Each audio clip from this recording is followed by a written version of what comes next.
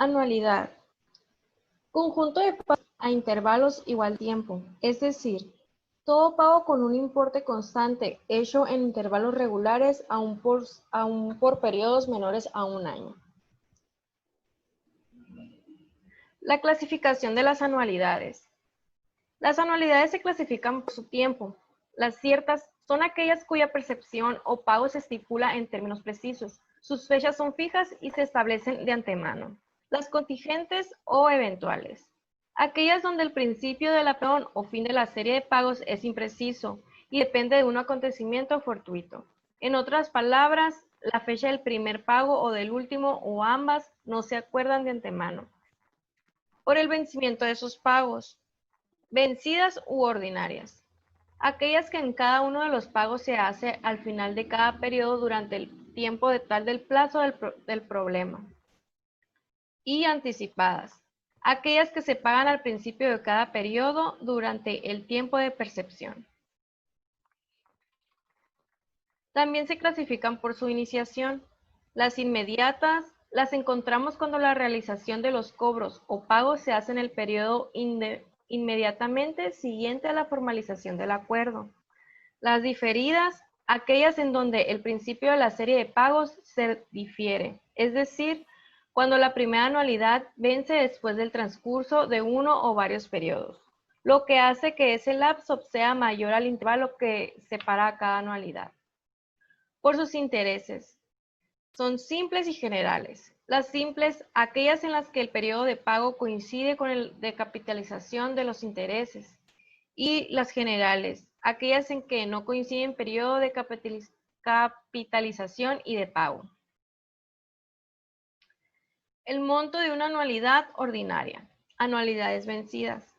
El monto de las anualidades ordinarias o vencidas es la suma de los montos de todas y cada una de las rentas que se realizan hasta el momento de hacer la última de las mismas. El valor actual de una anualidad ordinaria. Cuando la época del cálculo coincide con la iniciación de la serie de pagos o rentas, el valor equivalente de la serie es actual. El lapso que transcurre entre la fecha de la entrega del valor actual y el vencimiento de la primera anualidad será igual a cada periodo que separa las demás rentas. El valor presente o actual de las anualidades ordinarias se puede representar en alguna de estas dos modalidades, como el descuento de una serie de anualidades que vencen escalonadamente y están separadas por intervalos iguales de tiempo, como la determinación de un capital que, invertido interés, proporciona una serie de rentas futuras. Para solucionar los casos generales de anualidades, se debe hacer lo siguiente. Como primer paso, se debe determinar las tasas equivalentes para que tanto la tasa de interés como los pagos estén en la misma unidad de tiempo. Manejar el problema como una anualidad simple y utilizar la fórmula respectiva, según la anualidad que corresponda al ejercicio. La amortización. La amortización es el método por el cual se va liquidando una deuda en pagos parciales. El importe de cada pago sirve para solventar los intereses de la deuda y el sobrante se abona al capital que se debe en ese periodo. Para encontrar cada una de las variables o incógnitas, se utiliza la fórmula del valor actual de los diversos tipos de anualidades. Generalmente se calcula con base en el valor actual de las anualidades ordinarias. En la amortización se demuestra que el capital va disminuyendo conforme se van dando los pagos, hasta su liquidación total. Al ir reduciéndose el capital, los intereses también van descendiendo. La amortización del capital va aumentando conforme pasan los periodos, al ir disminuyendo en la misma proporción los intereses. Para su mayor comprensión, las amortizaciones pueden representarse en una matriz donde las columnas representan los siguientes. La primera columna muestra los periodos, la segunda el importe de la renta o pago, la tercera indica los intereses y resulta de multiplicar el saldo insolutor por la tasa de interés del periodo. La cuarta señala la amortización del periodo y resulta de restar al pago del periodo los intereses del mismo. La quinta revela la amortización acumulada, consecuencia de la suma de la amortización acumulada del periodo anterior más la amortización del periodo en el estudio. La sexta expresa el saldo insoluto de la deuda. Y aquí podemos ver un ejemplo de una tabla de amortización. En la tabla se expresa el capital o el saldo insoluto que va disminuyendo al igual que los intereses. La amortización va aumentando conforme pasan los periodos y aumenta en la misma cantidad en que disminuyen los intereses. Los fondos de amortización. Es el método por el cual se provee el monto por medio de una serie de rentas o pagos para liquidar una deuda.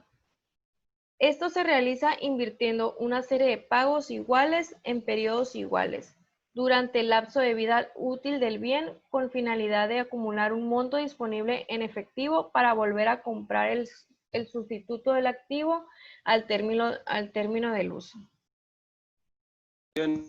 Depreciación es la pérdida o disminución del valor de un bien debido a su uso y disfrute u obsolencia. En la nomenclatura se consideran los siguientes términos. La letra C, el costo o valor original. N, la vida útil en medida de años, unidades de producción u horas de servicios. NT, vida útil del año, medida en unidades de producción u horas de servicio. Es el mismo concepto, sin embargo, la nomenclatura se utiliza en diferentes métodos. S es el valor de salvamento, desecho o rescate. BT es el valor en libros en el año. B es la base de depreciación o depreciación total. DA es la depreciación acumulada. T es cargo por depreciación. Igualmente, DT es cargo por depreciación o depreciación por el año. D es la tasa de depreciación por año y T es año. Para identificar los métodos de depreciación, supongamos que una empresa adquiere cierta maquinaria a un costo original de 210,000 pesos y un valor de salvamento de 30,000, el cual se recuperará al final de la vida útil del activo en 6 años. La maquinaria producirá un total de 120,000 unidades distribuidas a lo largo de su vida útil de la siguiente manera.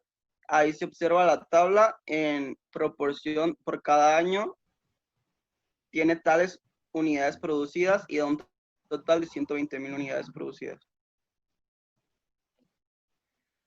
El método lineal consiste en que la depreciación va a ser igual para cada año. Entonces, en las fórmulas, como primer paso, calculamos la base. La base se calcula con una resta, que es el coste de adquisición menos el valor del salvamento, y como resultado nos da 180,000. Lo siguiente es calcular la depreciación. La depreciación se calcula con la base por depreciar entre el número de años de vida útil del activo. En este caso, con los datos del ejemplo anterior, nos da 30,000. Para calcular la depreciación acumulada, tenemos la fórmula que se multiplica el tiempo por la depreciación. En este caso la vamos a determinar por 4 años. Entonces sería 4, porque son los 4 años de vida útil, por 30,000, que es el cargo por depreciación anual.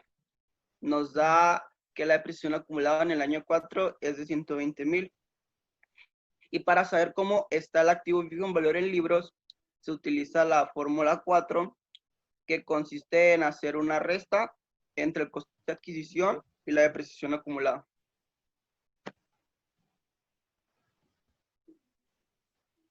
El siguiente método es el método de unidades de producción o de horas de servicio. La depreciación anual estará en función de las unidades producidas o de las horas del servicio del bien o del activo.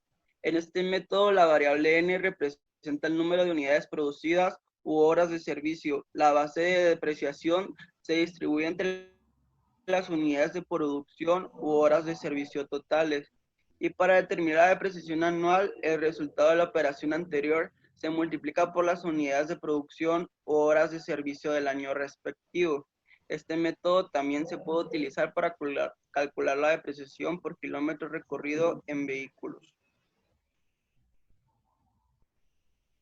Como base tenemos los mismos datos del problema anterior, que el costo de adquisición es 210,000, el valor de salvamento es 30,000 y la base por depreciar es 180,000. Y aquí sí utilizaremos los datos de las tablas de las unidades producidas.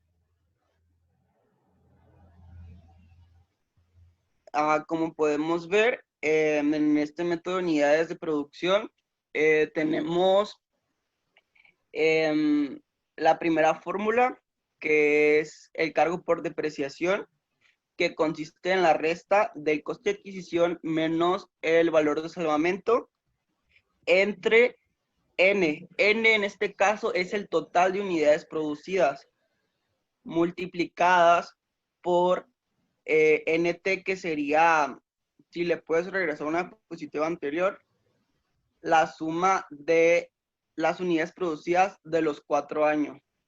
Ya regrésate. Nos da un total de 22,500. La siguiente fórmula es la depreciación acumulada, que sería igualmente la sumatoria de las NT. En este caso nos da 95,000. Y la división de la base por depreciar entre el total de unidades producidas.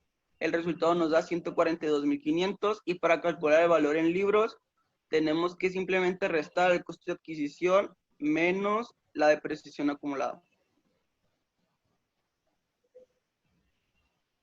El método de porcentaje fijo, constante o de tasa fija es que al finalizar cada año el activo se deprecia en el mismo porcentaje. El porcentaje va a ser el mismo en todos los años, pero la depreciación irá disminuyendo conforme pasan los años. No es igual para todos los periodos. Así, el valor de salvamento es igual al valor en libros en el último, es decir, cuando T igual a N, la condición para realizar una depreciación por este método es que el valor de salvamento sea mayor que 0, y si es nulo, se debe poner un valor igual a la unidad para determinar la tasa fija.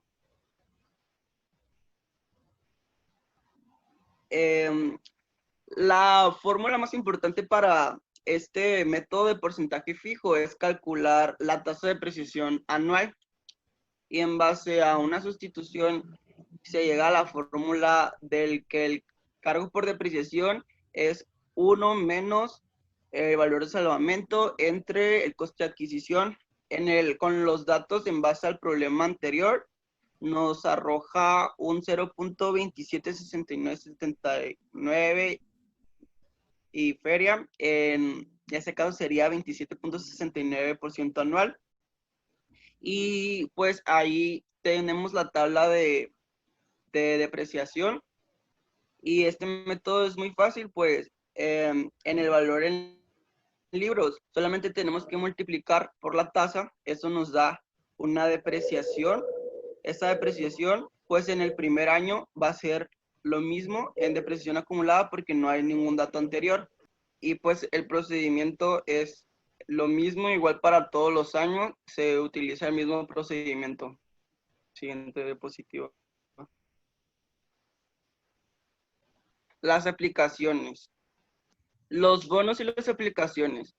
Un bono es un título de crédito emitido por un gobierno a un plazo determinado y que gana intereses a pagar en intervalos de tiempo bien definidos. Por su parte, una obligación es un título de crédito emitido por una empresa a un plazo determinado y con intereses a pagar en intervalos de tiempo bien definidos. Son utilizados para recabar dinero proveniente de inversionistas, con la obligación de pagarles un interés cada cierto periodo, además de reintegrarles el capital invertido al término del plazo estipulado. En la evaluación de una obligación tenemos como clasificación que son nominativas al portador según el tipo de garantía que se respaldan por su manera de interés. Según el tipo de garantía que le respaldan, tenemos la fiduciaria, que es la garantía constituida en un fideicomiso, la hipotecaria avalada con una hipoteca sobre bienes que son propiedad del emisor, la prendaria, la garantizada por bienes, por diversos bienes, y la quirofraria, que es garantía que otorga el emisor por su buena reputación en cuanto a su cumplimiento con obligaciones contraídas. Siguiente diapositiva. Entonces, como caso práctico, en el tema de obligaciones, tenemos el siguiente problema. Una empresa emite obligaciones por 100 pesos, cada una con un vencimiento a la par dentro de 6 años y con pagos de intereses mensuales de 12% anual. Si por persona compra una de las obligaciones, ¿cuál sería el importe de cada uno de los pagos que tiene derecho? ¿Cuál será el interés total que recibirá y qué cantidad recibirá en el total al finalizar el plazo? Bueno, como primera fórmula para calcular el interés mensual, tenemos esta que es la primera, que es capital por tasa de interés multiplicada por tiempo. Nos da que recibirá 1 peso cada mes.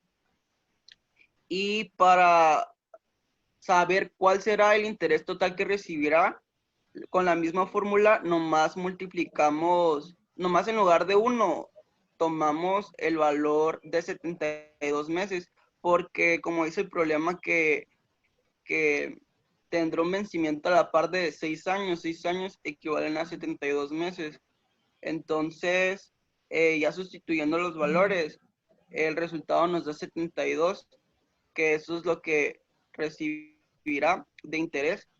Y para saber qué cantidad recibirá en total al finalizar los 6 años, utilizamos la última fórmula para calcular el monto, que es capital más interés.